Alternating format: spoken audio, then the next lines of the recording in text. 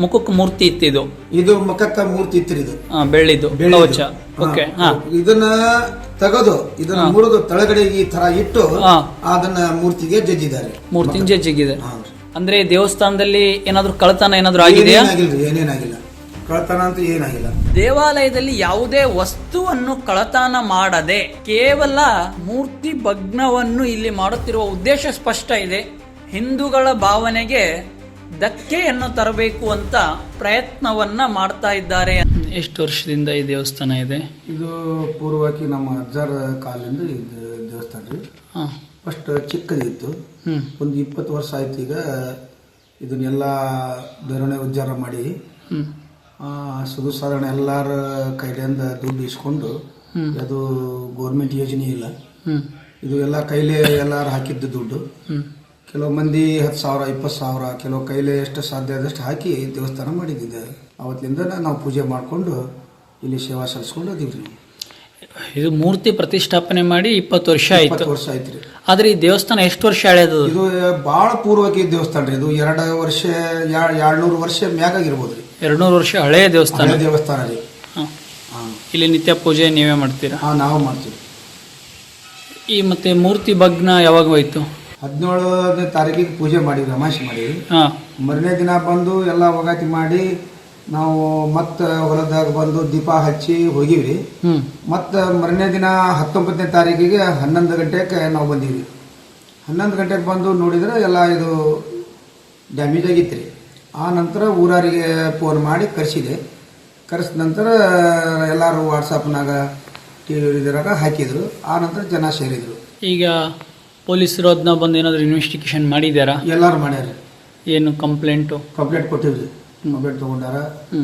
ನಿನ್ನೆ ಸುಟ್ಟು ಇವಾಗ ಅವ್ರ ಕಡೆನ ಇದ್ದೆ ನಾನು. ಅಲ್ಲಿ ಒಬ್ರು ಫುಟೇಜ್ ತೆಗಿಯಾಕೊಂತಿದ್ರು, ಇದು ಕ್ಯಾಮ್ರಾ ಹಾಕ್ಯಾರ್ರಿ. ಅಲ್ಲಿ ಅವರು ಬಂದಿದ್ರು, ನಿನ್ನೆ ಬಂದಿದ್ರು, ಮೊನ್ನೆನೂ ಬಂದಿದ್ರು. ಎಲ್ಲಾರು ಇಜ್ಜಿಟ್ ಕೊಟ್ಟಾರ್ರಿ. ಯಾರು ಮಾಡಿದ್ರು ಅಂತ ಏನಾದ್ರು ಗುರ್ತಾಯ್ತಾ? ಏನು ಗುರ್ತಾಗಿಲ್ರಿ. ಏನು ಗುರ್ತಾಗಿಲ್ಲ, ಯಾರನ್ನೂ ಗೊತ್ತಾಗಿಲ್ಲ. ಇಷ್ಟು ದಿವಸ ಆದರೂ ಈ ಥರ ಆಗಿದ್ದು ನಮ್ಗೆ ಕನ್ಫರ್ಮೇ ಇಲ್ಲ. ಇಲ್ಲಿ ಬಂದು ಯಾರ ರಾತ್ರಿ ಹೊತ್ತು ಯಾರು ಮಾಡ್ತಾರಂತ ಏನು ಹೇಳಕ್ ಬರ್ತೀವಿ ನಮಗೀಗ. ನಮ್ಗೆ ದೋಷನೂ ಇಲ್ಲ, ಏನಿಲ್ಲ. ಸುಮ್ಮನೆ ಖಾಲಿ ಪೀಲಿ ಯಾರ ಮೇಲೆ ಇವ್ರ ಮೇಲೆ ಹೇಳಕ್ಕಂತೂ ಬರೋದಲ್ಲ. ಯಾಕಂದ್ರೆ ಬೆಳ್ಳಿ ಬೆಳ್ಳಿ ಎಲ್ಲ ವಸ್ತು ಹೆಂಗ ಬಿದ್ದವ್ರಿ. ಅದು ಕಟ್ಟಿದ್ದ ಮೂರ್ತಿ ತೆಗೆದು ತೊಳಗಿಟ್ಟು ಅದನ್ನ ಜಜ್ಜಾರ. ಬೆಳ್ಳಿ ಮೂರ್ತಿ ಆ ಮಕಕ್ಕ ಕಟ್ಟಿದ್ವಿ ನಾವು. ಓಕೆ.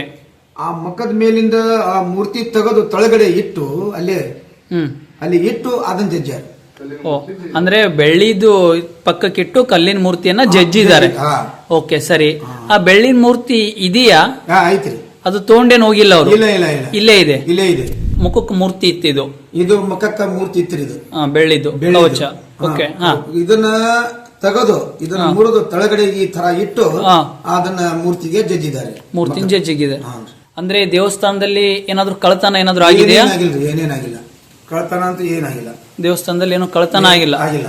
ಮತ್ತೆ ಕಳತನ ಆಗಿಲ್ಲ ಅಂತಂದ್ರೆ ಯಾಕೆ ಮಾಡ್ಯಾರ ಅಂತ ಅನ್ಸುತ್ತೆ? ಯಾವ್ದೋ ಒಂದು ಪ್ರಾಬ್ಲಮ್ ನೋಡ್ರಿ, ಯಾಕೆ ಮಾಡ್ಯಾರ ಅನ್ನೋ ಉದ್ದೇಶ ಯಾವ್ದು ಗೊತ್ತಾಗಲ್ಲ. ಗದಗ ಜಿಲ್ಲೆಯ ಲಕ್ಷ್ಮೇಶ್ವರ ತಾಲೂಕಿನ ದಂಡಿ ಮರಿಯಮ್ಮ ದೇವಿಯ ದೇವಾಲಯ.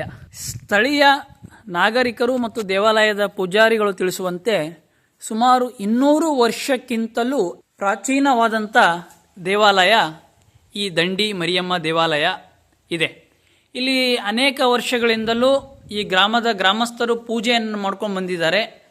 ಈ ಗ್ರಾಮದ ದೇವಾಲಯದಲ್ಲಿ ಕೆಲವು ಅನಾಮಿಕ ವ್ಯಕ್ತಿಗಳು ಹಿಂದೂ ಭಾವನೆಗಳಿಗೆ ಧಕ್ಕೆ ತರುವಂತೆ ದೇವಾಲಯದಲ್ಲಿ ಯಾವುದೇ ವಸ್ತುವನ್ನು ಕಳತನ ಮಾಡದೆ ಕೇವಲ ಮೂರ್ತಿ ಭಗ್ನವನ್ನು ಇಲ್ಲಿ ಮಾಡುತ್ತಿರುವ ಉದ್ದೇಶ ಸ್ಪಷ್ಟ ಇದೆ.